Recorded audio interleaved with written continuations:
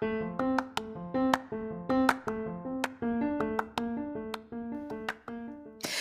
there, and welcome to the daily podcast where wisdom smacks us with kisses or love taps. I'm MichelleSpiva, a wisdom strengthening coach, your host, and practical priestess of wisdom. Mwah.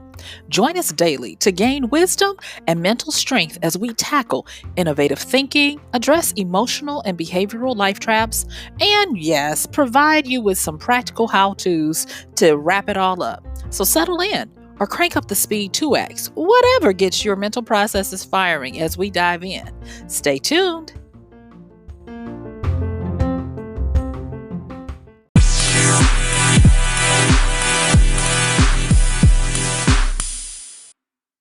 Yay!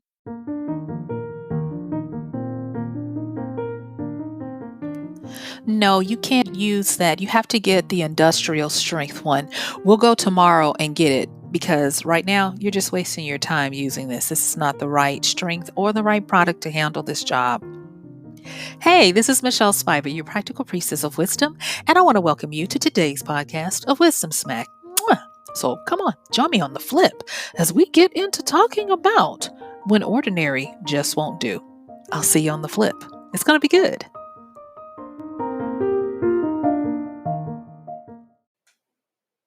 Hey there, you made it. Thank you so much for joining me today.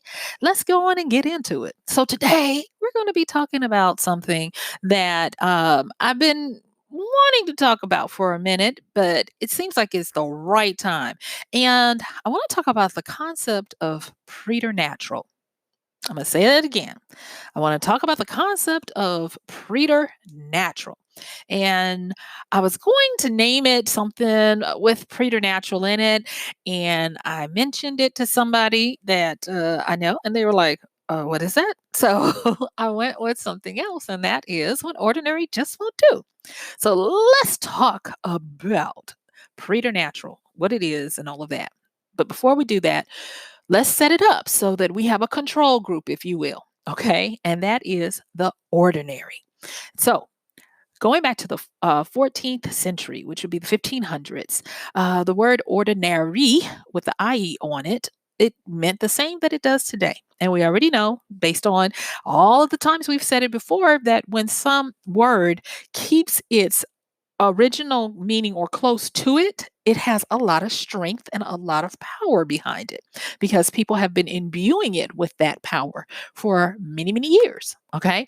And so ordinary, as it was known when it first started being bantered about, and as it is known today, still means regular, customary, or belonging to the, get this part, you guys, the usual order or course.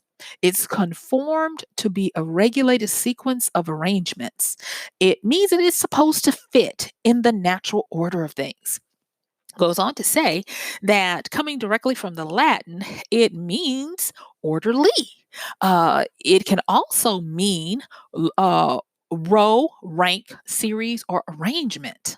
Okay, so now that we've established that ordinary still means the same thing, let's jump over into preternatural.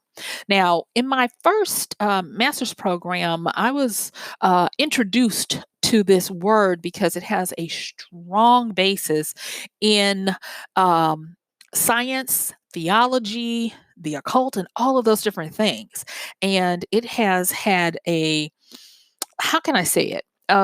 The word and the concept of being preternatural has dipped its toes into a lot of different arenas as we have evolved and tried to figure out where is science, where is folklore, where are demons and angels and all this kind of stuff. All right. But it simply means when you just get down to it, preternatural means to be beyond what is normal or natural. Okay. It's what appears outside of or even beside what is natural. But get this, preternatural is birthed from nature, but is not of nature, aka viruses, fairies, werewolves, all of these different things that occur in nature, but outside of nature.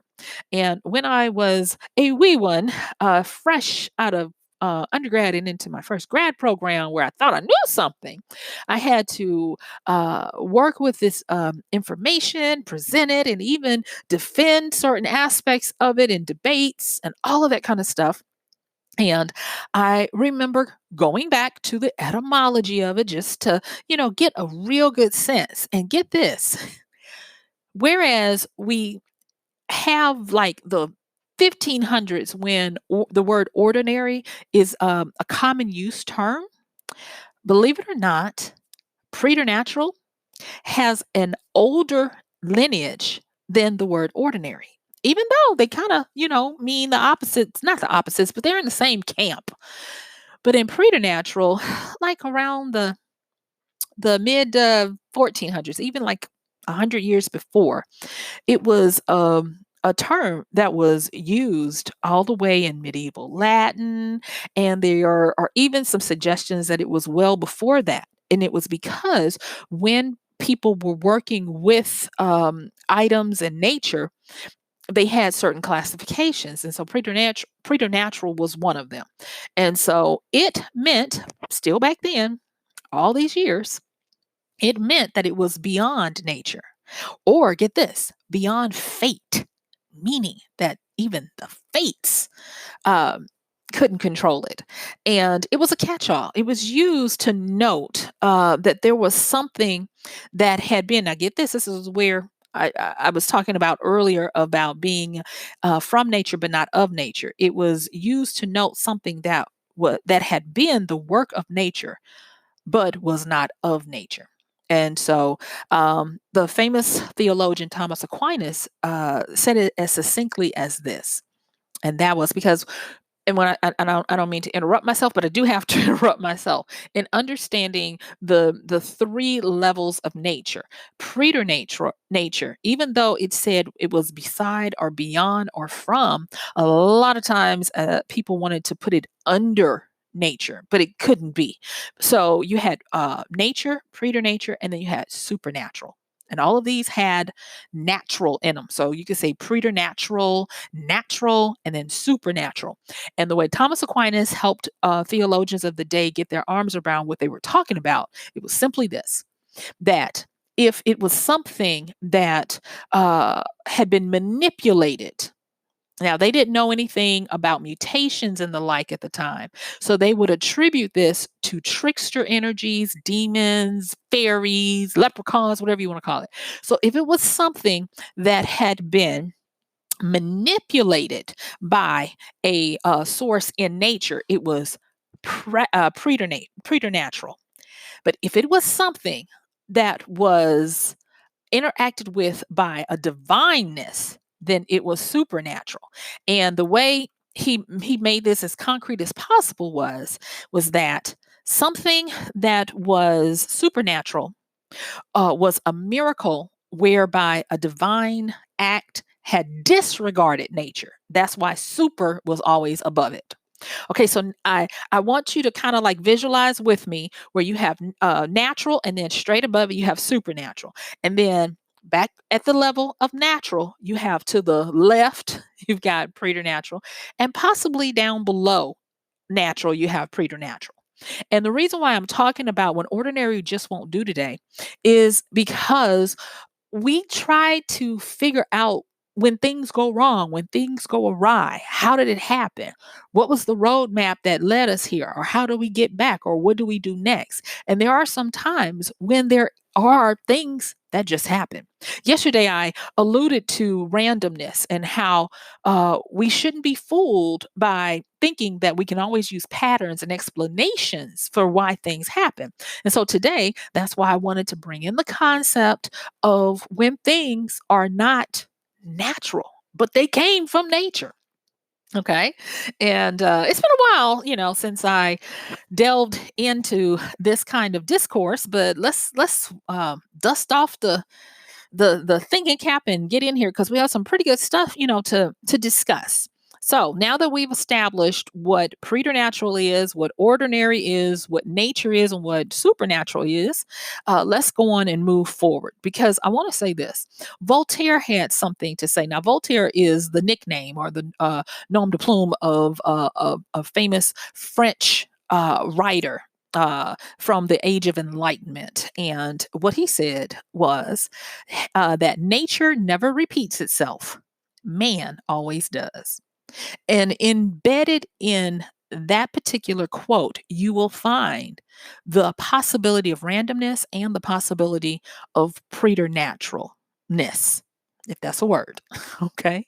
So take a little visual imaginary stroll with me, if you will, and imagine this. Imagine that you have a family and the husband and wife have been betrothed and come from distant lands to join in this matrimony, to join their kingdoms, to join their lands, and they set about doing what they're supposed to do, producing heirs. And so they start having children, and the first few come out looking and acting just like you would expect them to look if you were to look at the husband and the wife. The phenotypically and genotypically, they look like what you would expect. They have another one, and this one has some kind of uh, slight difference that is makes you go, okay. And it's not good or bad. It's just they're like, that one didn't necessarily look like them, but some kind of way they know that there's been no funny business, no pollution in the matrimonial bed. And then another is born, and but this time there is something that has gone quite differently. And when you look at this offspring, this progeny, you immediately know that it was of natural conception, he or she, but something went awry. Maybe it is a deformity, maybe it is a mutation, but there is something different. And the reason why I picked some time in antiquity is because during that time they didn't have well baby scan. I'm not well baby, but they didn't have prenatal visits and ultrasounds and all that kind of stuff to look and see how the fetus was growing. And most people will say that when you have these anomalies, because that's what preternatural actually boils down to. In today's world, we call it abnormalities or mutations when we talk about preternatural, because it still is traced through nature. It's from nature, but not of nature, meaning it doesn't behave in the natural way. And so being able to consider that, and let's go back to this medieval child, if you will. Maybe they're taller than their family. Maybe they have green eyes and everybody else has brown, or blue, excuse me, blue eyes and everybody has brown. The reason why I'm saying that is because blue eyes are a preternatural mutation. Basically, that's not the way nature's supposed to work, but there you have it. And so that can come out. And it's not that anyone did anything to cause it, it just is what it is. And so going back and looking at the history of viruses, in this book, and I've talked about this book many times, Sapiens. I encourage you to get it.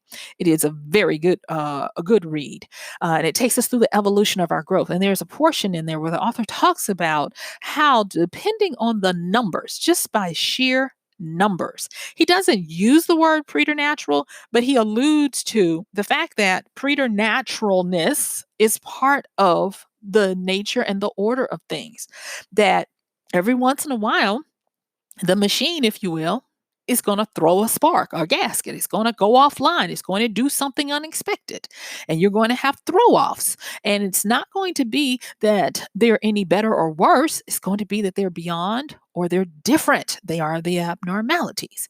And so in the book Sapiens, he has this section where he talks about that even if there were nothing else, interfered, no, cross contamination or, zoonopicness happening where, zoonopic meaning that a disease jumps from an animal to a human. Even if none of that happened, we would still get viruses, bacteria, and things within our population because of the fact that ordinary is not the mandate. There are three types of natural that even the theologians and the ancients could recognize just by observation.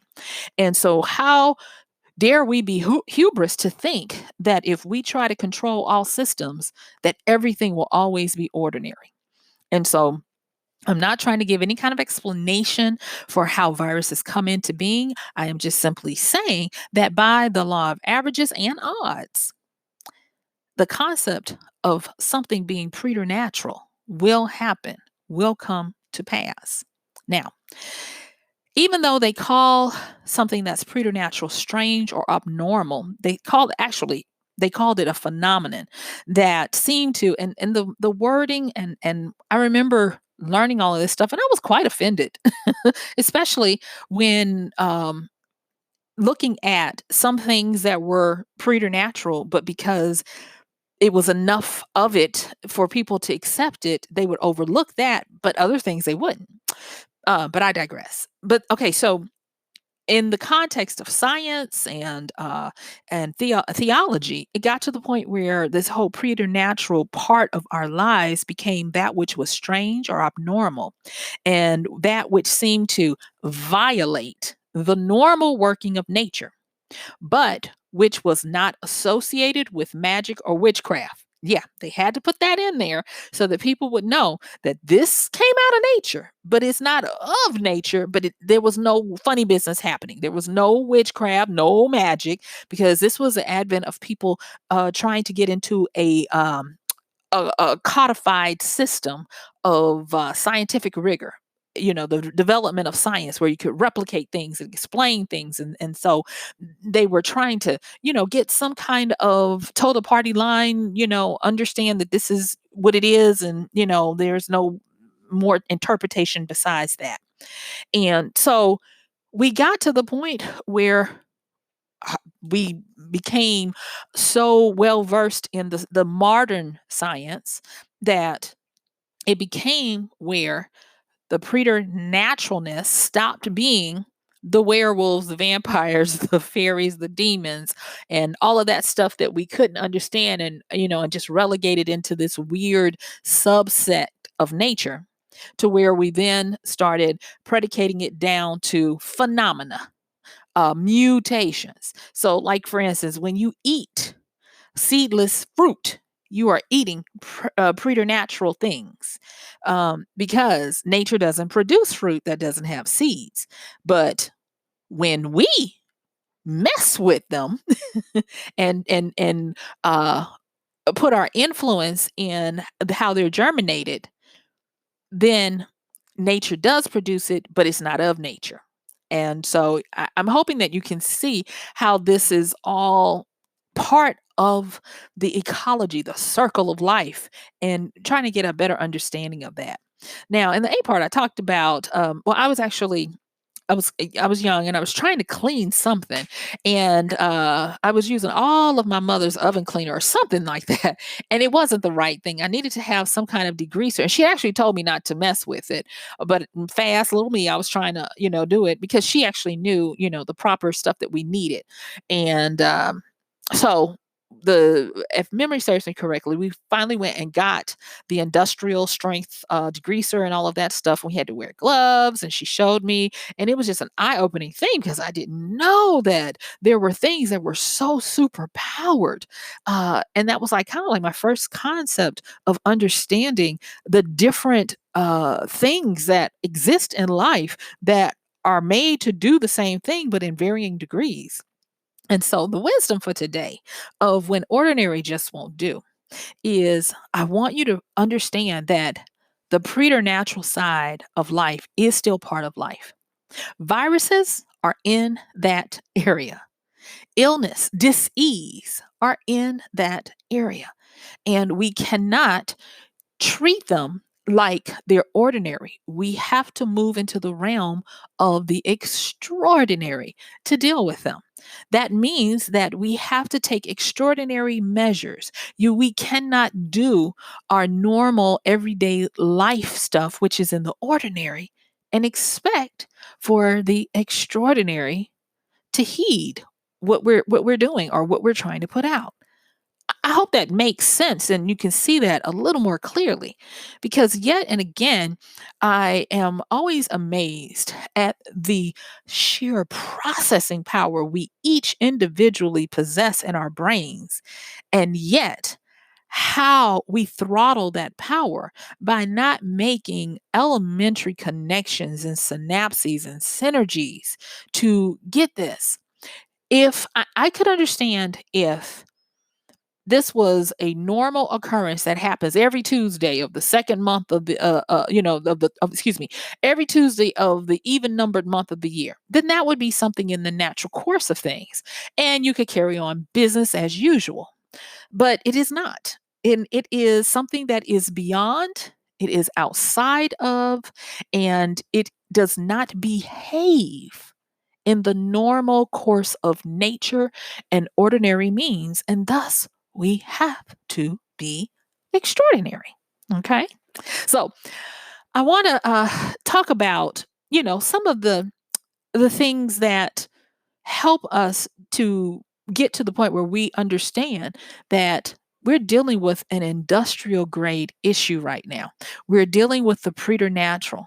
And when you hopefully start to get your mind around that, wisdom will love on you real good and help you to start seeing what happens when you have to operate in the extraordinary. Okay. So, what I want to say is this is that we long for control. We long for being able to be precognizant. We always want to know what's going to happen next. You know how I know and how I can use that word always?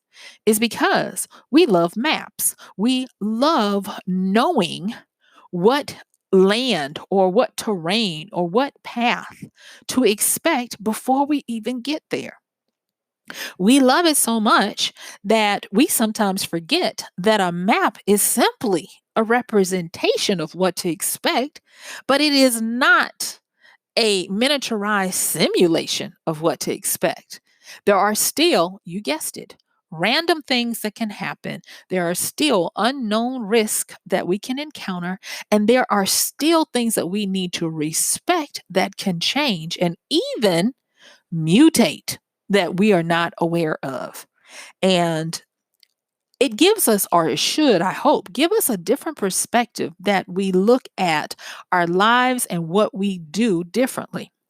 Yesterday, I had conversations with a lot of different people who have businesses and they're in management positions where employees and the general populace are dependent on their decisions and their understanding of how to process our world.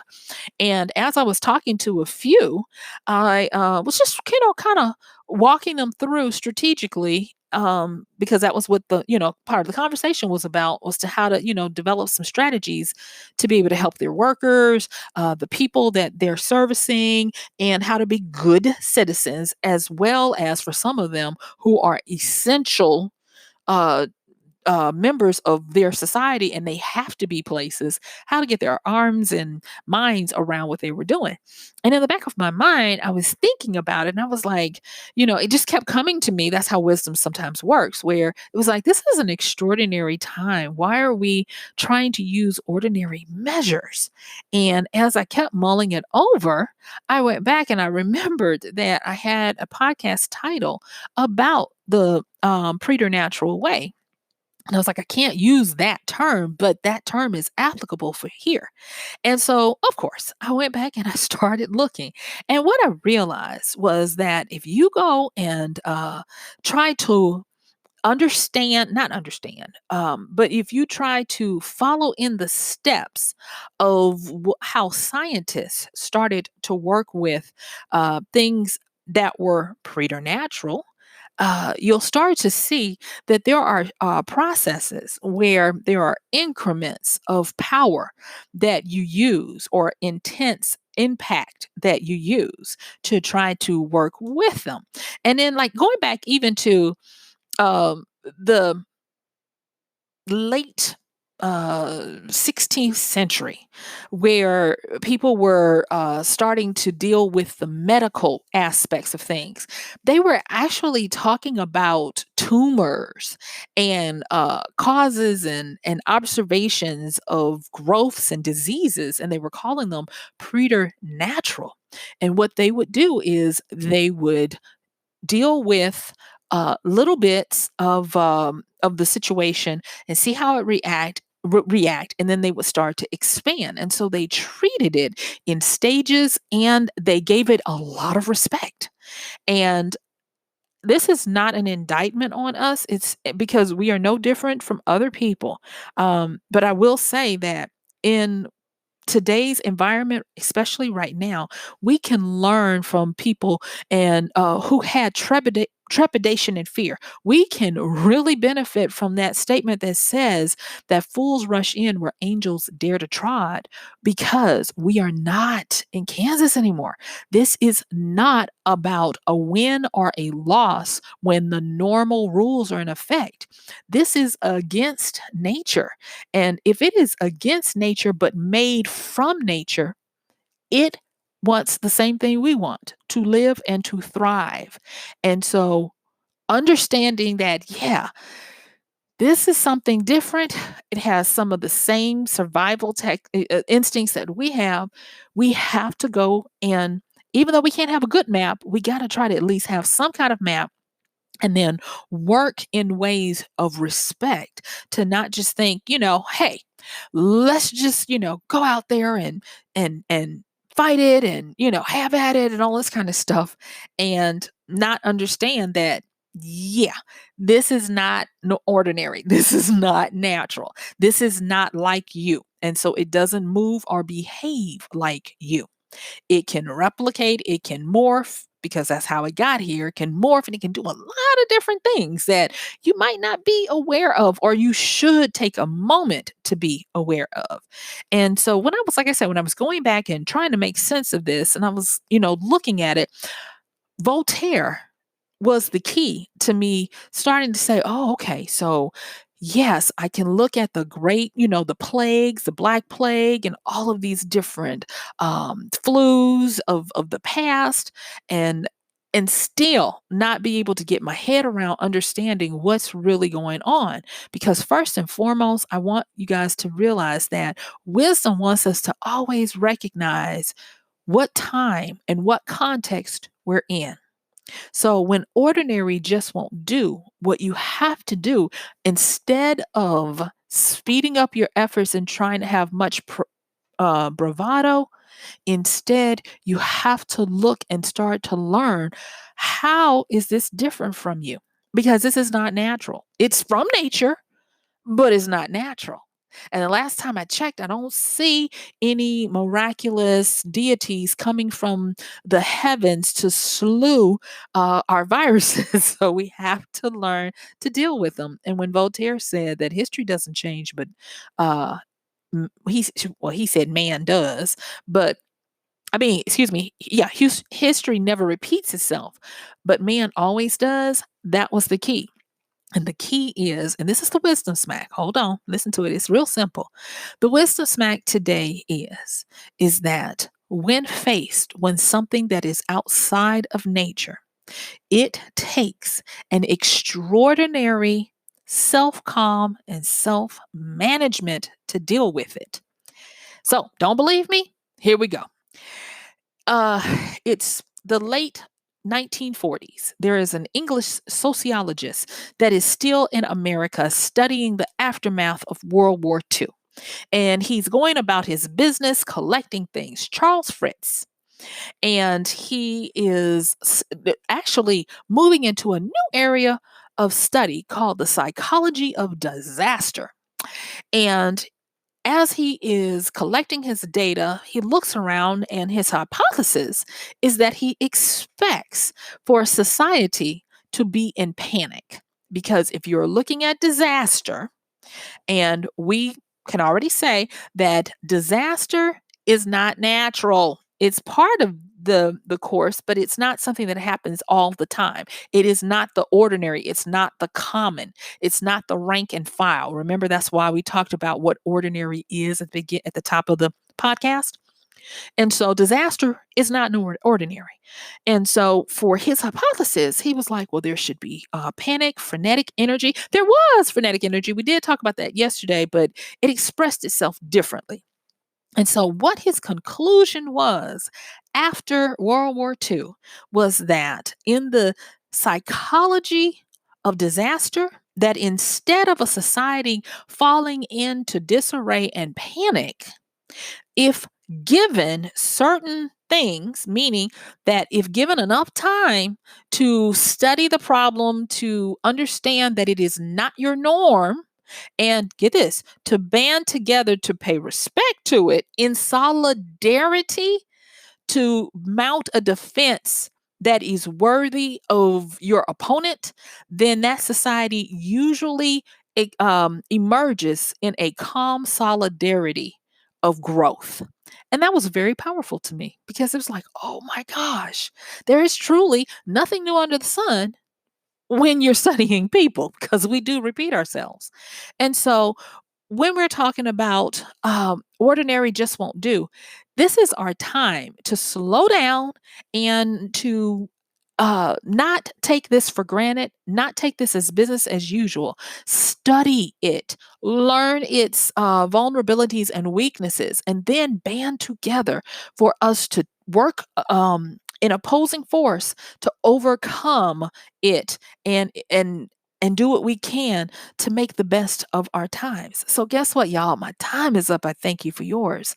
I hope that this will help you to understand that we're in this for the long haul. We're going to make it. Everything is going to be fine and you're going to be all right. Just take your time. Learn the preternatural and don't disrespect it. My time is up. I thank you for yours. And guess what? I'll see you tomorrow. Bye.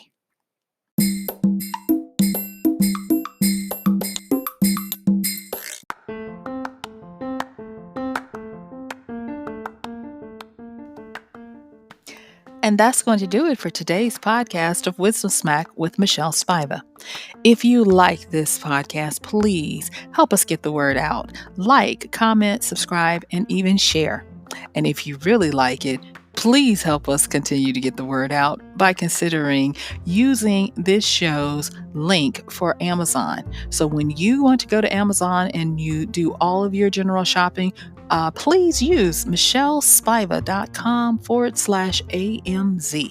It's simple as that. It doesn't cost you anything extra, and this show might receive a little bit of commission that will go towards helping to further get these episodes out to you and to others. So thank you so much for listening. This has been MichelleSpiva with Wisdom Smack. Bye.